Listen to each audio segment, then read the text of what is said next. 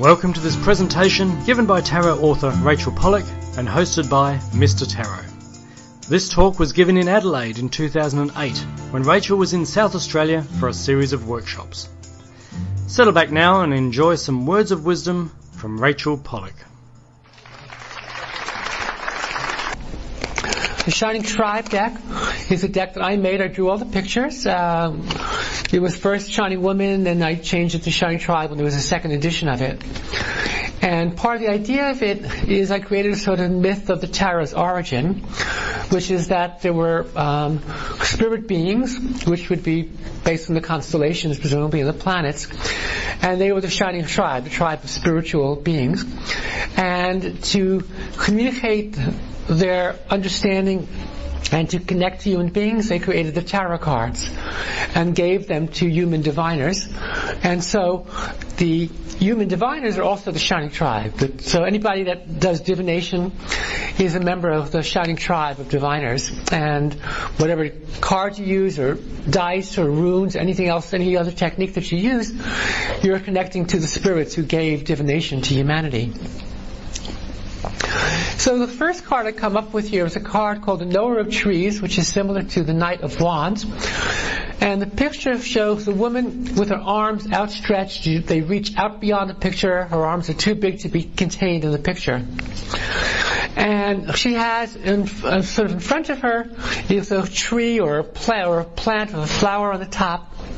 And it's flowering even though the time is autumn because leaves are falling down.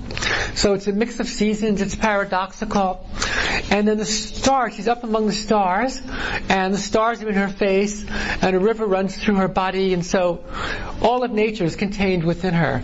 So this is an image of the goddess, but it's also an image of us as we learn to accept life and to open ourselves.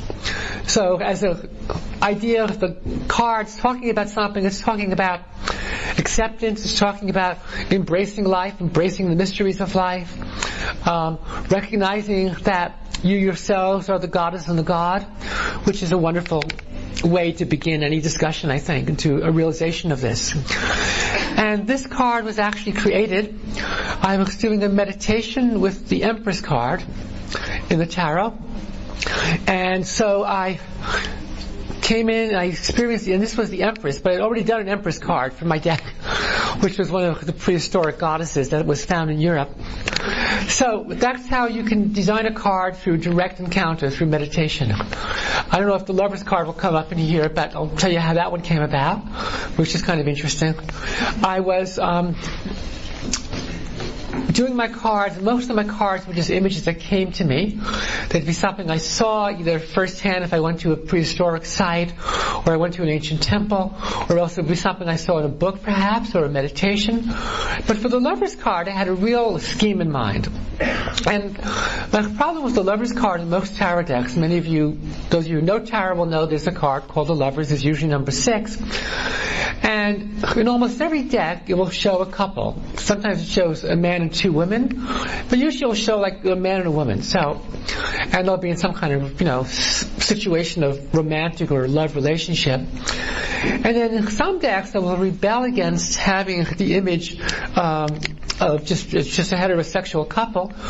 Will show 2 women. So it'll be a lesbian-oriented deck, and a lesser number of decks, but some of them will show 2 men, so it'll be a gay deck. And I just felt that whichever one it showed, it was what we call politics privileging one group of people over another. So I had this scheme in my mind. I was going to have, this thing would be an avenue of lovers. And we'd have couples, sort of the first would be a woman and a goddess, and then there'd be man and woman, then 2 men, 2 women, everything I could think of that would be in this sort of line of lovers, Going back to a mountain, on top of the mountain would be a goddess image. And it was a great idea, but I couldn't draw it. It was much too complicated to try to draw. And then I went to a meditation with the Lover's card, and I went into that one. The Lover's card in this deck called the Rider-Waite deck. Rider-Waite-Smith. Smith is the person who drew the pictures. And the Lovers in this one is quite a wonderful picture. And it shows an angel who has his arms out and he's blessing Adam and Eve. So it's Adam and Eve in a positive context. There's a lot of complicated symbolism which I won't go into.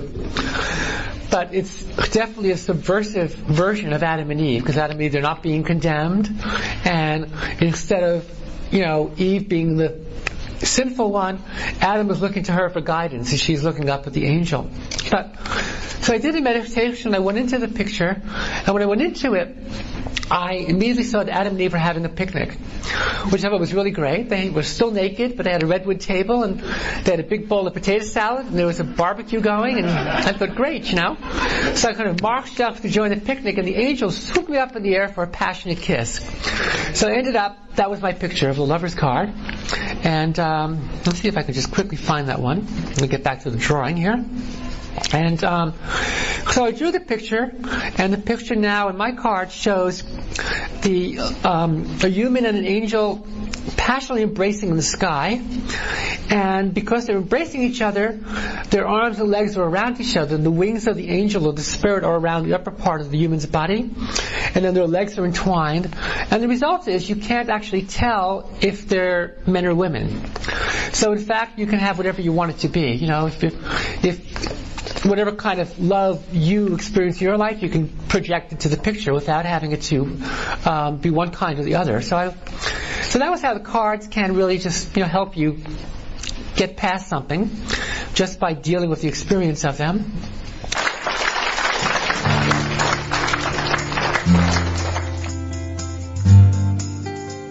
This recording was brought to you by Mr. Tarot and Rachel Pollack. At MrTarot.com you can read reviews of Rachel's books, and you'll have all the latest news from the world of tarot.